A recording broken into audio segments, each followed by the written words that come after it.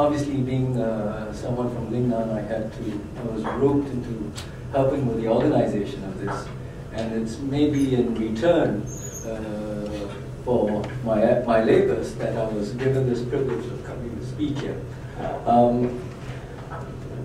And of course, because of the, how tight our schedule has been, I went on one of the trips with, with Seiko, with Ariel, I wasn't able to actually complete my presentation. I really only started typing it up today. But I guess that is also one of the privileges of being a co-organizer, right? You get away light. Okay, so I will start, and before I do that, I'll say if Srecko is the first person who doesn't have a PowerPoint, I'm the second. And I also want to thank you for laying the foundations for my presentation, because you referred to the banana, right? And that's exactly where I'll get to, banana syndrome. I've done a presentation on this before.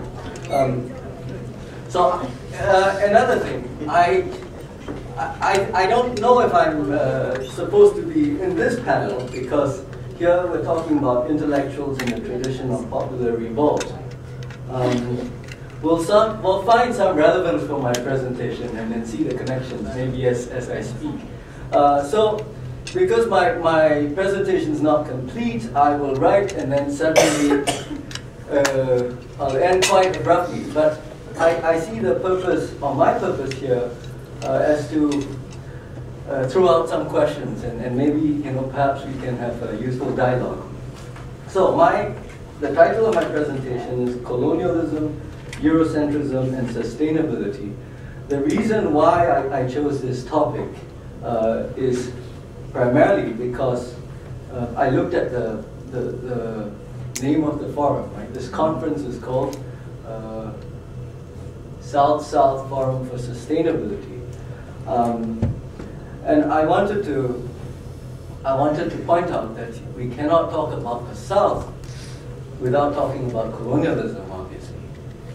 Because the global South was created first by identifying it in opposition to the North, then by colonizing it. To be sure, the global South is the other of the global North, brought into life by the depredations of colonialism.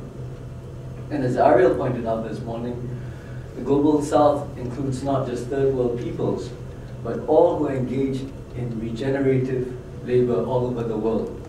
That is, peasants and women, who make the conditions for the existence of the global North possible. As we all know, this colonial situation has existed for roughly 500 years, and it still persists.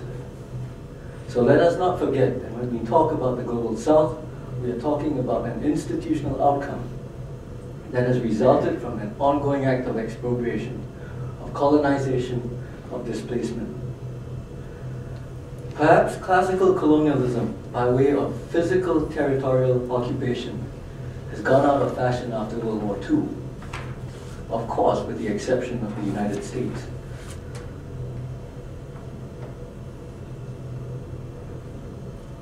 But it is important to point out that for the global South, there is a more serious colonization that has been a consequence of classical colonialism.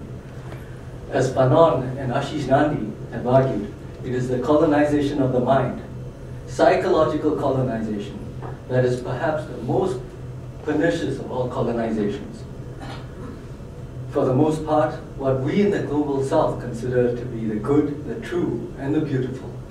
In other words, the things and non-things that are of value to us are of a Western progeny. That is to say, our epistemological landscapes have been colonized. The German philosopher Heidegger made allusions to such a problem when he spoke about, and I quote, complete Europeanization of the earth and man, end quote, where discussion is, quote, open, forced over into the sphere of European ideas, where there is an almost irresistible temptation to rely on European ways of representation and their concepts, and where these tendencies confirm the dominance of European reason. In the same way, the English philosopher Bertrand Russell, when referring to China in 1922 said, I quote, "They may become completely westernized, retaining nothing of what has hitherto distinguished them, adding merely one more to the restless, intelligent, industrial, and militaristic nations which now afflict this unfortunate planet." Implied by this westernization, of course, is the commitment to universal reason, to science, to the mastery of nature, all of which is neither gender nor culture neutral, but pretends to be. This pretension of universalism is what makes Eurocentrism the force that it is. This pretension to universalism is the reason why Eurocentrism is not an ethnocentrism, unlike other cultural and ethnic centrisms. The psychological colonization has resulted in a cultural displacement in the South, the surface appearance of which was very apparent to us when we visited China, right? Is the adoption of Western dress, architecture, technology, systems of economic provisioning, social and political forms of organization, etc., etc. I'm sure you can think of the examples. So this psychological colonization is not just ideational or ethereal. It is also material. That is to say, the North's psychological colonization limits our ontological possibilities. They bring about the material world we live in, the material structures that we call capitalism, globalization, imperialism. And importantly, the North's psychological colonization has often given rise to a self-colonization in the South. That is, an internalization of the values of the colonizer. So it is ironical that this Chinese ambassador would call Fukuyama a banana, because what is apparent is the banana syndrome is alive and well in China, right? As it is here in Hong Kong, in Singapore, in Malaysia, in Japan.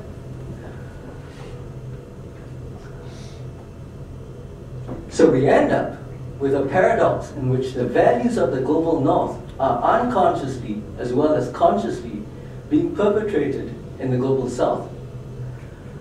I believe that it is because of this profound self-colonization that we see the wholesale adoption of Western motifs in Chinese life. It is apparent that the conception of progress is defined exclusively in terms of Westernization.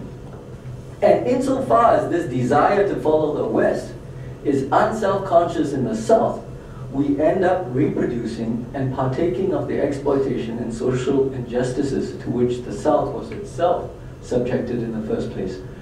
So this then, raises the question of sustainability. But let me leave that for later discussion. And what we end up with is we end up getting locked up in a system that has been pronounced to be mad, right, by some of us here, and unsustainable. This raises the question now of development. What is development? Quite clearly, development is conceived of purely as material and economic progress, which suggests another feature of what I'm calling Eurocentrism. Eurocentrism, in other words, is predicated on a commitment to a materialist philosophy. By that I mean the belief that matter is the basis of all reality. And I think I'm just about to come to an end of my written bit of my presentation. I would like now to point out, I wasn't present, but I know Jorge and Victor gave presentations about alternative cosmologies, right? So while I am able to critique Eurocentrism and being Eurocentric myself, having brought up all my life, with a Western orientation, I'm unable to talk about alternative cosmologies, but I'm glad that all of you came and made this presentation. So I'm just I'm I've just about come to the end of the formal bit of my presentation, but I want to say finally that Eurocentrism ultimately is not determined or is not about one's ethnicity, right? So that's why you can have this sort of banana syndrome. It's stuff that travels freely, right? So ultimately, Eurocentrism is defined by one's way of looking at the world. It's a way that dictates human and nature relations, and it's a way that dictates human and human relations. So I raise these points because ultimately, when we're thinking of alternatives, you know, where is it that we ought to look to? And you know, I'm very glad for the indigenous and the feminist interventions here, because ultimately something that has been neglected, and this is fundamentally part of the masculinist Eurocentric agenda, is to completely marginalize and define women and the indigenous into nature, right? So when we're thinking of alternatives, I mean, yesterday we had all these discussions about high-flying finance, and you know, I understand a lot of what they were saying because I studied, I think to my misfortune, I studied a lot of economics. But the point is, I left the place feeling thoroughly disturbed, you know, provoked. And I think it says something. It says something about, it says something about the kind of discourse that is masculinist and predatory. It disturbs the soul. And really, I'd rather be at my family, actually, with my family, taking care, changing the diapers, than finding a solution to what I think is a crazy system. You know, and I think this is quite, well, what should I say? I think, you know, the world is so ordered that all of us are locked into a system in which the economic, the material, is privileged above all else, above the, you know, the virtues of you know, good, the beautiful, the ability to care and share with others, and to nurture. So I think I'll end my discussion here, and maybe throw out a few things, maybe to mitigate the depredations of global capitalism. We might have to rethink.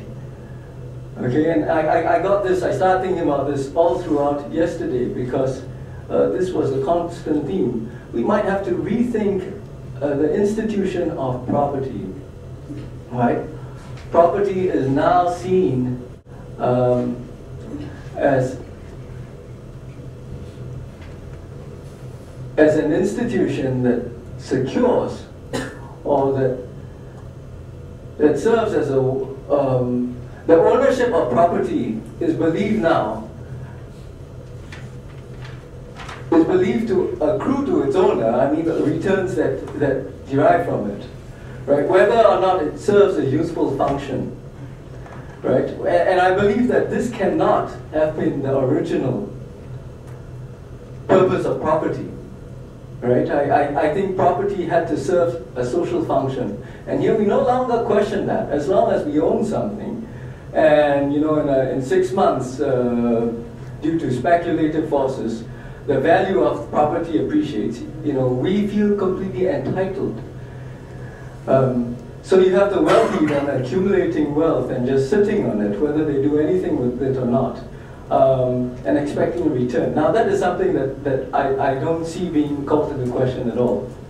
The second thing, of course, is money. Obviously, money too was meant to serve a social function, but you know, now it's indeed it's seen as a form of property. You know, you can sit on it and you speculate. It doesn't have to serve any kind of social economic function. I mean, it was meant the invention of money, I believe, was for the purpose of greasing the economic system. I'm almost done. Okay, so I'll throw that out to you. My concern is with, truly finding alternatives to, since this is the South-South Forum, I'm hoping we can, step out of our, at least our usual frameworks and find some real solutions here. Thank you. Thank you. Anyway, later we can have some, intersection. Our last, we want to invite our last speaker, Mr. Revelo. Am I correct? Revelo from Venezuela. He will give us a speech about Venezuela's resource nationalism.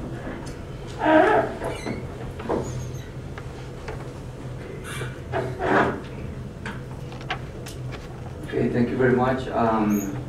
My name is Ernesto Revelo. I work for the, well, first of all, I'm part of the researcher that's taking part of the E7 comparative study, and Professor Tung-yi asked me to present these slides again. I went to Beijing last July and I made this presentation, and well, in the context of this forum, she asked me to present this again, so that's why I'm here, as well as part of the Venezuelan delegation for the E7. And talking a little bit about my background, I work for the Venezuelan oil industry, the national oil company, PDVSA, and I just want to try to show you,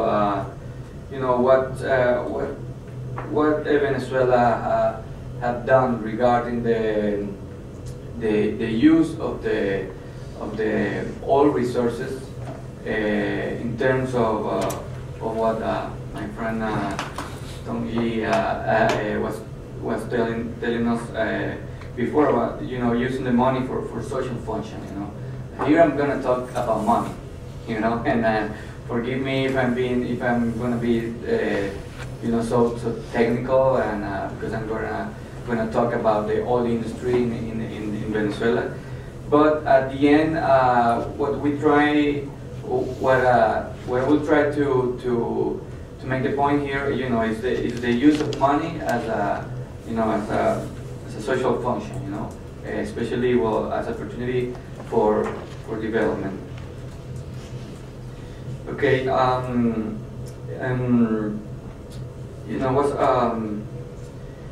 first I want to make some comments before I begin with the slide.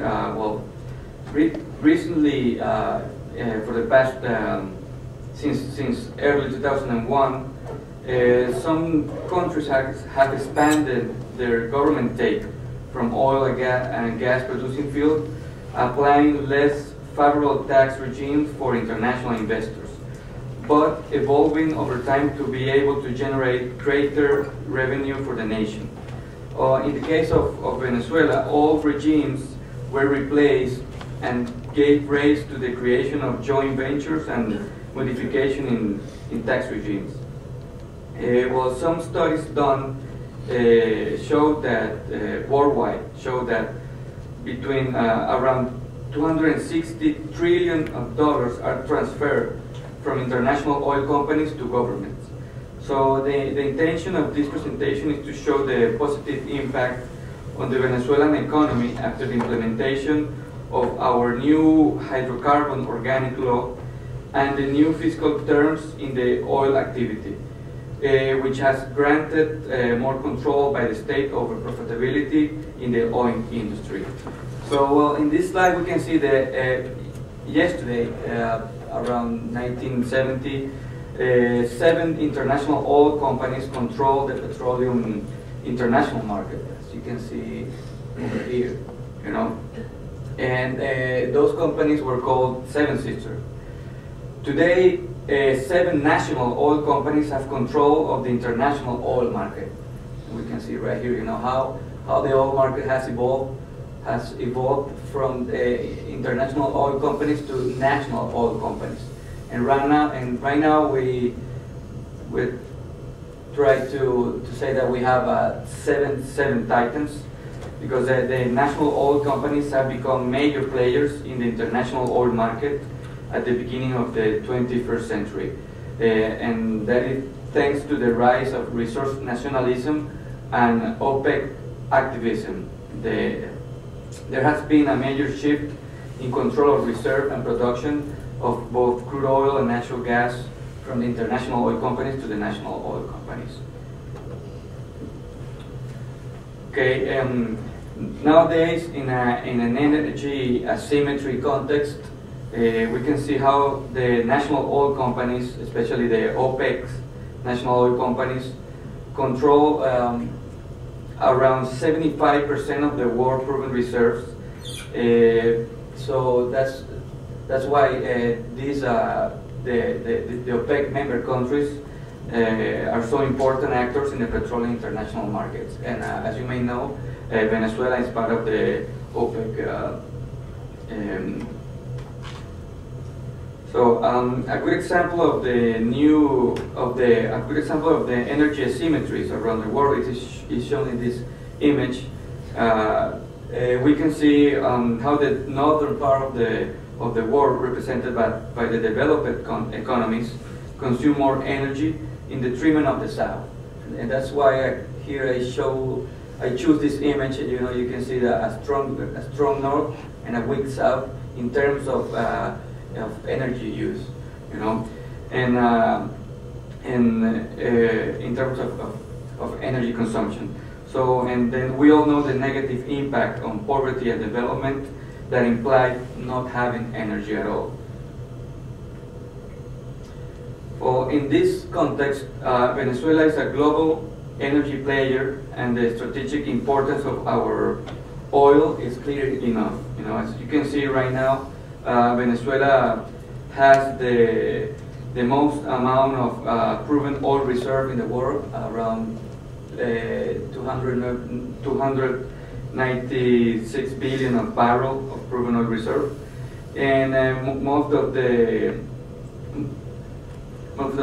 that oil is located in the Orinoco oil belt, which is right now is the most important oil reserve in the world, and that is why PDVSA become the most important national companies in the world in terms of oil reserve. Okay. In the other hand, we can see that our natural gas reserves are also really important, and Venezuela has around 195 trillion of cubic feet, which most of that is located offshore, and that's including the new reserve yet to be quantified. Venezuela will be at full play in terms of proven national gas reserves. So, in order to realize about the magnitude and the importance of Venezuela's national oil company to its economy, I want to show some PDVSA figures by 2010. As you can see, the company production stood at 3 million barrels of oil per day and at 7 billion of cubic feet of natural gas per day, which gave us a total revenue of $67 billion and a net income over $5 billion. But by 2007, the most important here, the most important figure here is that I want to show you is the social development contribution of the oil company that was around $20 billion by the same year. So in order to fully understand the way the nation has participated in the oil sector and the performance of its government take, it's important to analyze the evolution of the Venezuelan oil policy over the last 30 years.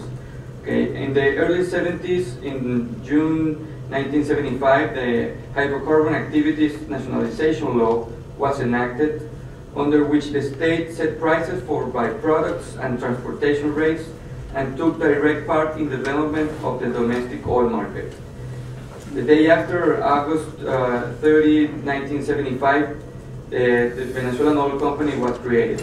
The company was entrusted with the task of planning, coordinating, and monitoring the domestic oil industry.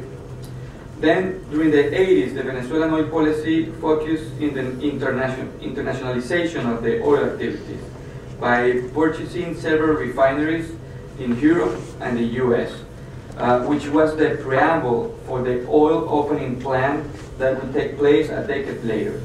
So during the 90s, PDVSA designed an aggressive exploration plan to reduce the traditional depletion trend of its reserve, and that plan was called Oil Opening Plan. And that was based on foreign investment, especially from international oil company. Okay, but the plan focused on three main activities: risk and profit sharing, operational agreement, and strategic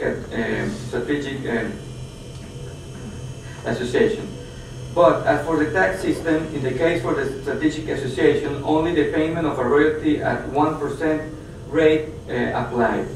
No governmental taxes or income taxes were acknowledged, to the detriment of the state interest in this activity, because it was defined as high risky. In the case for operational agreement, PDVSA had to pay to operators for operation and capital fee, capital interest, and production incentive. As a result, these agreements were very onerous to the nation. Also, special terms and conditions apply on tax contribution. Operators paid only municipal taxes and an income tax of 34%, plus a conditional royalty of 16%. So it is worth mentioning that these agreements were not approved by the Venezuelan Congress, because their contractual activity was set in the civil and commercial law at that time. Nonetheless, after 1999, the oil policy started to change. The approval of the Bolivarian Constitution of Venezuela by public referendum in 2009, a new hydrocarbon law was enacted. So 2 years later, in 2001, it increases royalties at 30% from the previous 16%. Also established the possibility to create joint ventures where the state will maintain at least more than 50% of the shares, and the other companies will have the remaining 49%. So, in 2005, within the framework of this new oil sovereignty policy, the Ministry of Oil instructed PDVSA to end up every operational agreement concerning hydrocarbon and to migrate to joint ventures. And therefore, after 2 years, the process to create the new joint ventures ended, creating 22 joint ventures, which meant an historic step towards the consolidation of national sovereignty in the oil sector. Okay, well, now, today the hydrocarbon organic law allows the possibility of private participation in the upstream business up to 49%, with extraction tax of 33% and 50% of income taxes. Okay, I just want to show you the fiscal impact after the legislation reform. With the legislation reform and the migration from operational agreements to joint ventures, the Venezuelan state has regained control over those operations and has increased tax collection. The new legislation reforms implemented since 2003 has increased government take by 300% compared to the accumulated amount observed on the previous decade, and that reached a total of $256 billion during those years. That includes dividends and contribution to social funds and to the State Fund for Development. So, One of the responsibilities of the joint ventures is to support development in areas close to their oil fields, as well as other social programs such as education, health, infrastructure and services, and agricultural production. So since the migration to joint ventures, the total social development contribution made by this new joint venture stands up to $380 million, just the joint ventures. So in summary, with the new legal framework and the migration of the operational agreements to joint ventures, the nation has regained control over the oil industry and has increased tax collection for social development programs. So we can see the difference between the two fiscal schemes. During the oil opening plan in the 90s, the government take was around 45% of total oil rent, while the international oil companies got 53%. Currently, with the new legal framework, the government has the right to obtain 94% of total oil rent, and the joint venture get the rest. So the state will receive 23% more in additional incomes due to the new fiscal regimes and legal framework. So rapidly, I just want to show you the real impacts on the economy and social indicators by using this amount of money to social investments. For example, you can see here the Venezuela macroeconomic indicator, the GDP. The GDP had an historic trend of 22 consecutive quarters of GDP growth between 2004 and 2009. The unemployment rate has declined from 60% to 8% in 8 years. The inflation rate, as you can see here, even though we have a really high inflation rate, but during the current government, the average of the inflation rate has decreased from almost 60% and during the 1994 until 1999, and now it stands at around 22%. The welfare expenditure as a percentage of total expenditure has risen. We can see here during the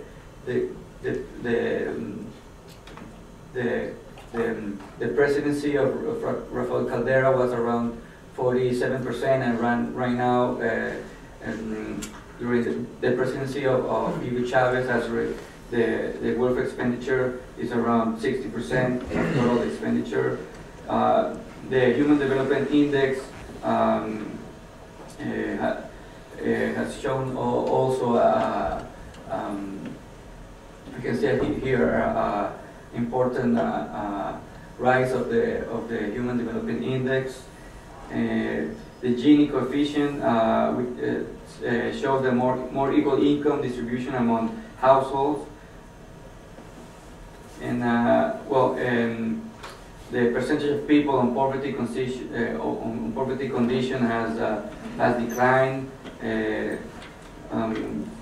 from 50% during the 1988, and right now it stands around 30%. So the millennium goal of reducing poverty by half was achieved in 2009. And I have several other social indicators that I can show you of how the oil revenues have been used in Venezuela in the last 10 years. So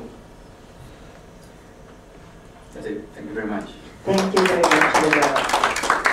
So, okay, we passed through all 5 speakers. I think we have another 10 minutes, a little bit more, for the exchange. It's okay for the questions and then some comments. Please do it very quickly. Do you have some comments or questions?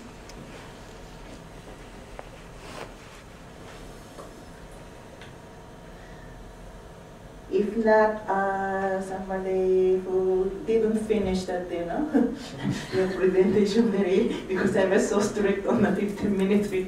So if you want to say something more, another 2 minutes. I have just one question for you, but sure. it's just a naive another question. Where is Canada in the national oil companies? Well, because as far as I know, Canada is the second biggest oil. No, it's here in the actually it's Saudi Arabia. Because I haven't seen Canada on the list. Yeah. In terms of oil reserve, yeah, it's okay.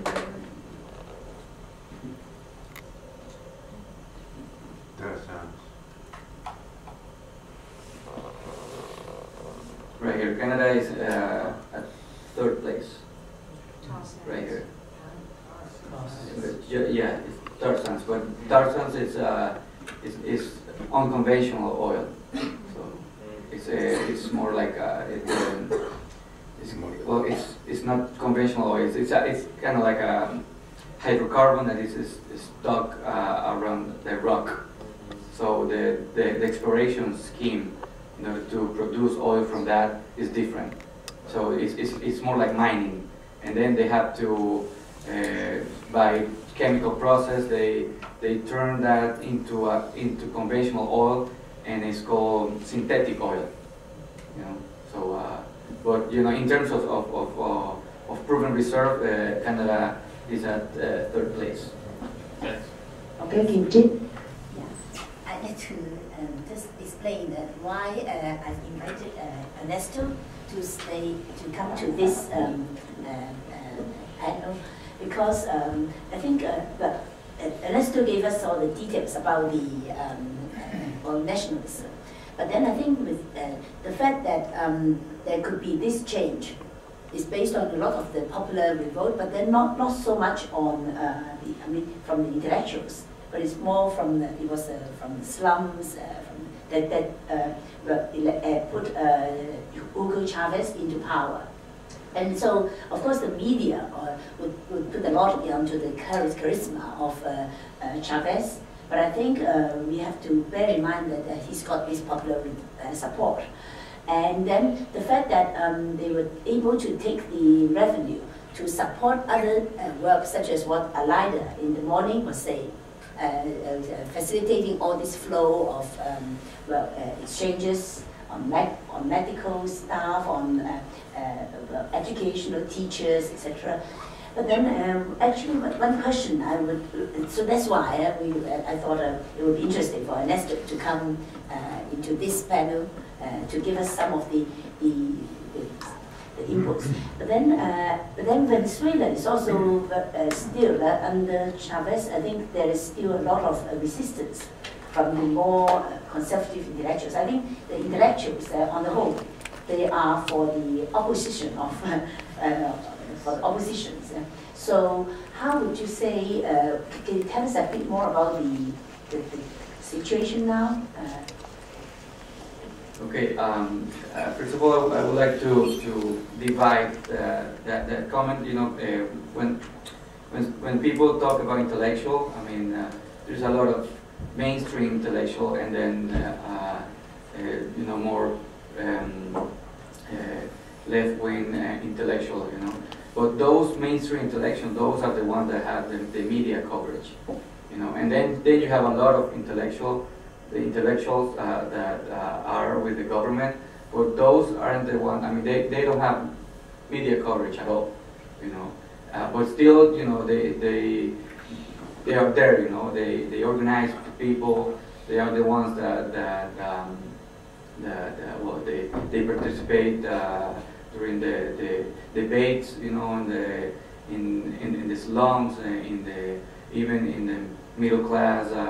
Some kind of movement, some political movement, in the middle class that are in favor of the government. So when we talk about intellectuals, we talk about mainstream intellectuals, and those are the ones that have the media coverage.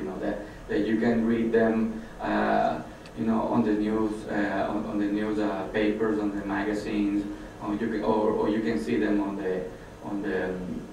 the radio, or you can hear them on the radio station, on TV stations, you know.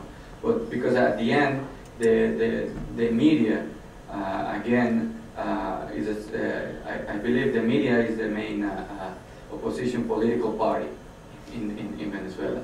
It's the media itself, you know, and I think that right now the majority of the media is against the government. So and that is why we can see those intellectuals all the time, and we read them all the time, or we hear them all the time, you know. But also we have other kind of intellectuals that are in favor of the government, but those are the ones that we say that they are under the table, you know, because we don't get to see them a lot on the news, or especially in international media. I just want to add something. Right now the latest polls, even the ones that are being paid by the opposition political parties, right now they're talking about 60% of support for Chavez, you know, between 55 and 55 or 60% of support, you know, right now. Okay, so that's and you can see. I mean, even if you see the polls that are being financed by the opposition parties. Tung-yi.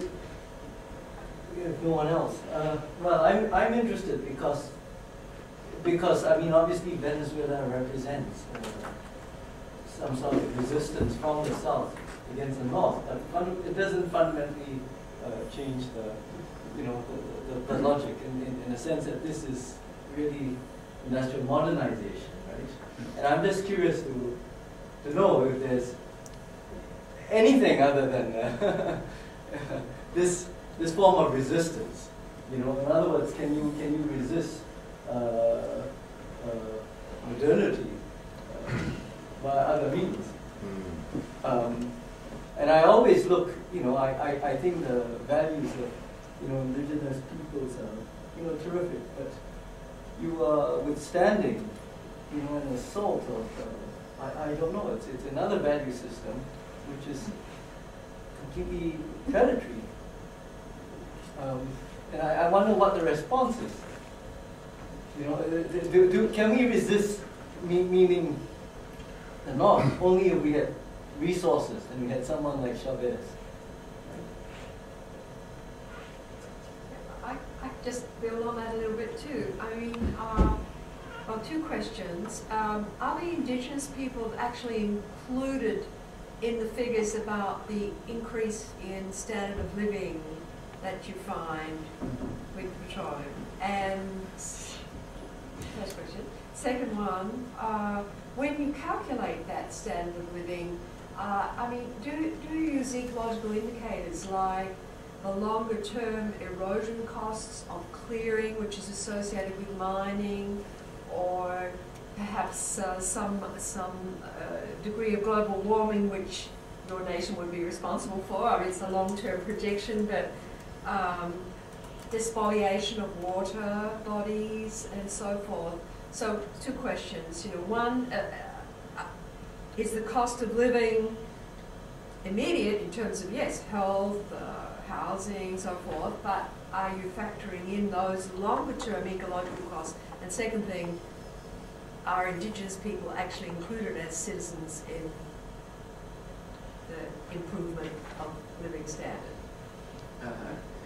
Yes, okay. I showed you before some slides regarding the social improvements of the of Venezuelans, and but that's an average, isn't it? I mean, it's not sectoral. You need a sectoral. Well, I don't have those numbers here. You need a breakdown of cultural types. Yeah, I know. And genders.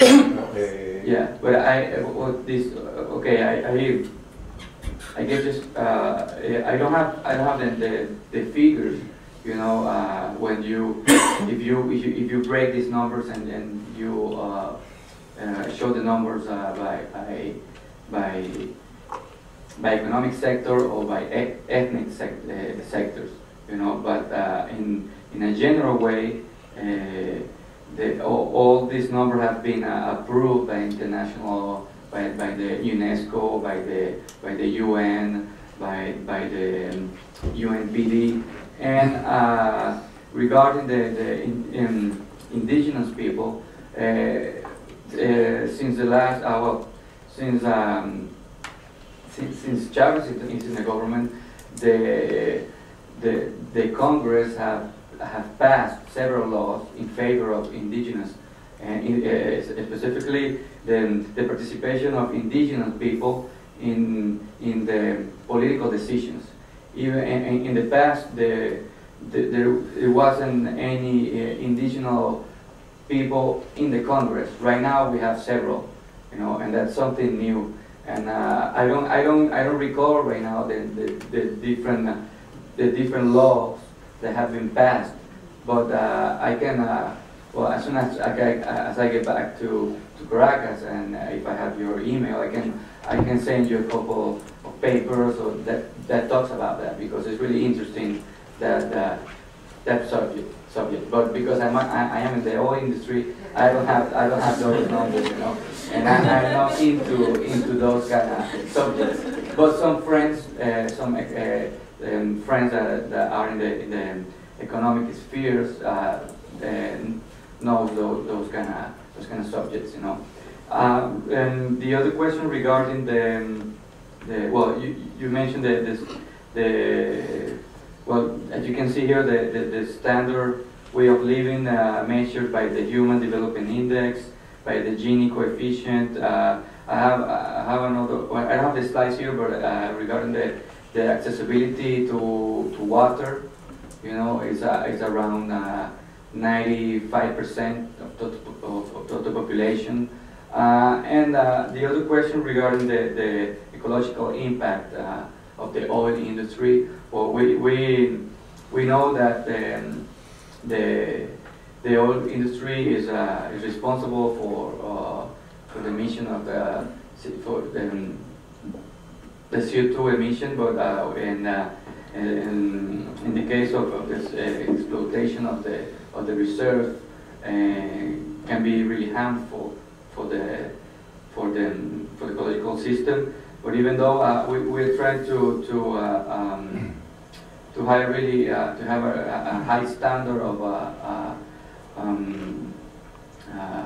to try to apply, you know, high standard of exploration schemes in order to not to have that ecological impact, but most of the reserve are in the south of the country, and those are new reserves, and there is no there are no towns surrounded those kind of reserve, and then we try to be really careful in order to exploit to produce that oil because of the ecological impact. But I guess it's a huge challenge that we have ahead, you know, not to make the huge impact, you know, as we saw in the U.S. Gulf Coast last year, for example. Okay, Jorge will yes, and as a clarification, I don't know what the numbers are, but the indigenous population in Venezuela, I understand, is a minority. It's very small. The highest proportion of indigenous populations are concentrated in the Central Andes. Ecuador, 24%, they say. Peru, 40%, and Bolivia, 80%. So those are numbers, you see. But I don't know if they come to 5% in Venezuela or it's really small. But it's really interesting what have we done regarding the new law that empowered that 5% minority. You know, there's maybe 2 or 3 new laws that empower those ethnic groups. And it's really interesting to share, especially to some neighbor countries as Ecuador or Bolivia, you know, to share those kind of new laws. You know, and well, I will be happy to send information to you as soon as I get back to Venezuela. Okay, thank you, Revelo. Is there more questions or comments? Okay. Okay. How many more? Maybe so almost 6 o'clock. Okay, so you're the right. Yeah. Okay. Okay. About this last question. Please. I think in Venezuela, one of the parties are indigenous in around Merida, in this Andes part. Other parties in Orinoco rainforest, is another part. Is that true? So, in the year 2007, I was in Venezuela in Merida. I think one of the anthropologists told me, explained the senior. She told me that in Andes part, the indigenous people called Chavez una piedra sagrada, sacred stone, something, for his figure or image icon in indigenous culture in the Merida part. So I think ask a question about this, actually it's about this politics of language, the term we use, for example, how to use minority in Venezuela. I think very interesting, last year or 2 years ago in Ecuador, Korea put in the law minority, minoría, in the law for describe the indigenous people, and in Venezuela we still use indígenas, and in Peru still use indígena. So what is the politics of the culture for terms in this kind of movement? So what is the interrelation, intersection, connection between indigenous movement and between Venezuela, Ecuador, and Peru?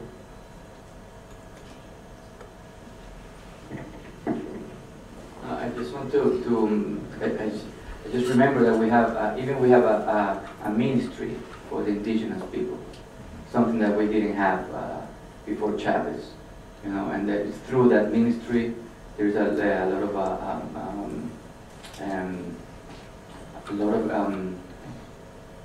policy, you know, the national policy towards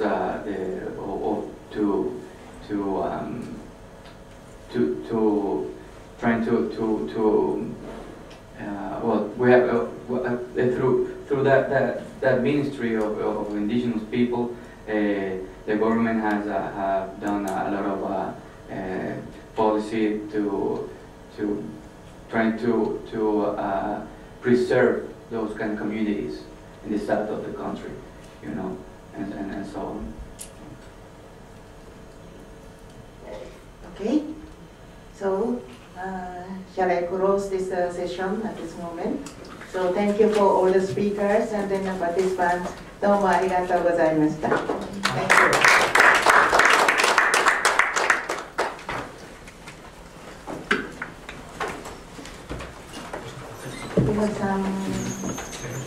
We have some information after this. Well, we are starting at 7 o'clock with the public forum, and well, the reader should be ready quite soon. I hope it will be ready during dinner, and we can send to you. If not, then tomorrow morning. Yes.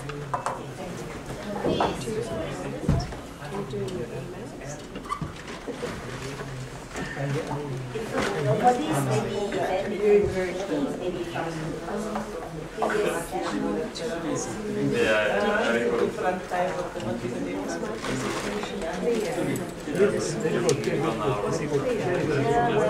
You didn't feel offended by the feminist side of going in?